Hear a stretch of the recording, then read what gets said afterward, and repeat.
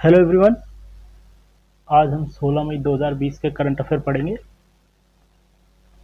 उससे पहले सब्सक्राइब करें हमारे चैनल को और बेल आइकन को प्रेस करें। तो चलिए शुरू करें। सिक्किम ने 16 मई 2020 को अपना 45वां राज्य दिवस मनाया। 1975 में इसी दिन सिक्किम की स्थापना हुई थी।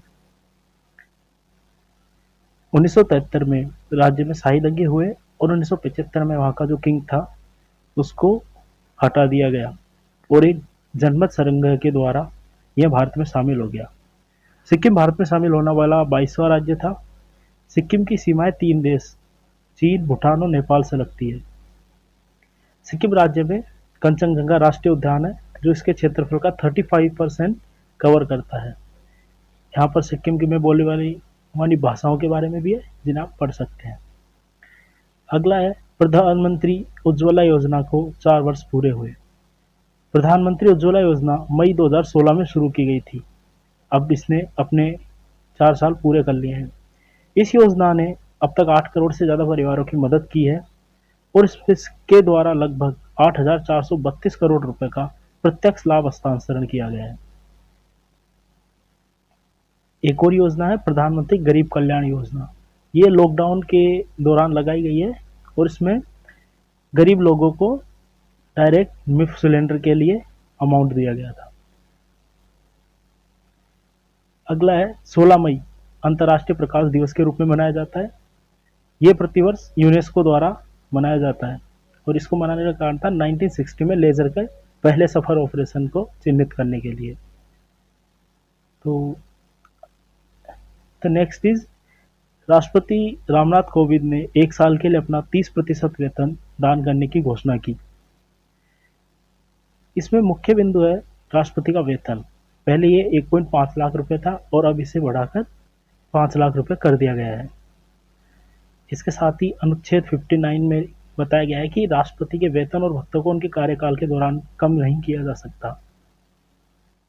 एशियन इंफ्रास्ट्रक्चर इन्वेस्टमेंट बैंक ने पश्चिम बंगाल में सिंचाई सुविधाओं और बाढ़ प्रबंधन को बेहतर बनाने के लिए $145 मिलियन के ऋण को मंजूरी दी। इसमें AIIB के अलावा IBRD international bank of reconstruction and development भी शामिल है। इसका लाभ पश्चिम बंगाल के 5 जिलों के लगभग 2.7 मिलियन से अधिक किसानों को मिलेगा। यह परियोजना दामोदर घाटी पर स्थित है। दामोदर घाटी को बंगाल का शोक भी कहा जाता है और यह नदी छोटा नागपुर के पठार से होकर गुजरती है। और छोटा नागपुर पठार पूर्वी भारत में है और यह उड़ीसा, छत्तीसगढ़ और पश्चिम बंगाल में फैला हुआ है।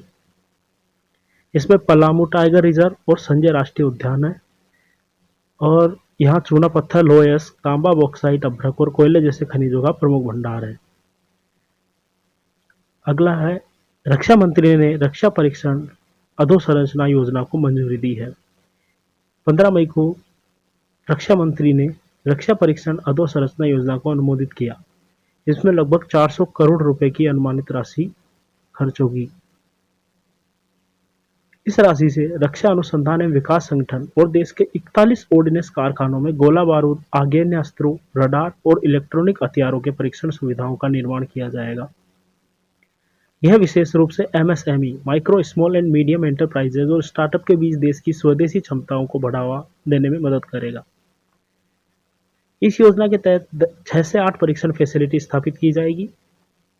इन फैसिलिटीज को स्थापित करने की लागत का 75% केंद्र सरकार द्वारा और 25% निजी संस्थाओं और राज्य सरकार के माध्यम से आएगा।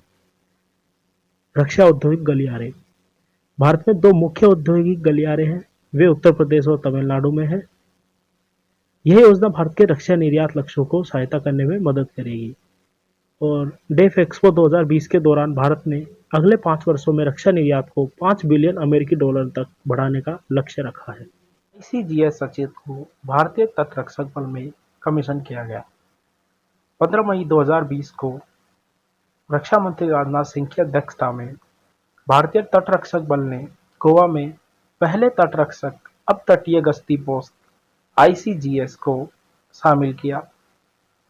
ICGS सचेत यह CGOPV परियोजना के तहत 5 जहाजों में से एक है और 105 मीटर लंबा और 2350 टन भार ले जाने में सक्षम है।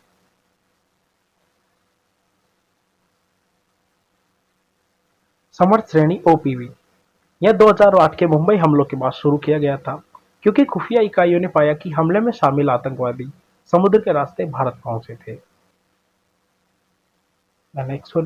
विश्व बैंक ने भारत को $1 बिलियन का सामाजिक सुरक्षा पैकेज प्रदान किया। हाल ही में विश्व बैंक ने भारत को कोविड-19 का मुकाबला करने के लिए $1 बिलियन के पैकेज की घोषणा की है। इस पैकेज का उपयोग सामाजिक सुरक्षा उपायों के लिए किया जाएगा। इससे पहले विश्व बैंक ने कोविड-19 आपातकालीन सहायता व स्वास्थ्य प्रणाली के लिए भारत को $1 अरब प्रदान किए थे। कोविड-19 महामारी के दौरान भारत सरकार ने निर्धन लोगों तथा प्रवासी मजदूरों के लिए कई कल्याणकारी योजनाएं शुरू की है। इसमें निर्धन लोगों को निःशुल्क एवं जनधन खाता धारक महिलाओं के खाते में प्रति माह ₹500 डाले जाने वाली योजनाएं भी शामिल है। अब हम विश्व बैंक के बारे में कुछ देख लेते हैं। विश्व बैंक की स्थापना 1945 में हुई थी और इसका मुख्यालय वाशिंगटन डीसी में है और इसका मुख्य उद्देश्य विभिन्न देशों की अर्थव्यवस्थाओं को एक व्यापक अर्थव्यवस्था में शामिल करना और विकासशील देशों में गरीबी उन्मूलन के प्रयास करना है। इसमें कुल 189 सदस्य देश है और इसकी आदर्श वाक्य निर्धनता मुक्त विश्व के लिए कार्य करना है। तो थैंक यू गाइस। आपको ये पीडीएफ हमारे टेलीग्राम चैनल में मिल जाएगी, लिंक डिस्क्रिप्शन में है, आप वहां से डाउनलोड कर सकते हैं।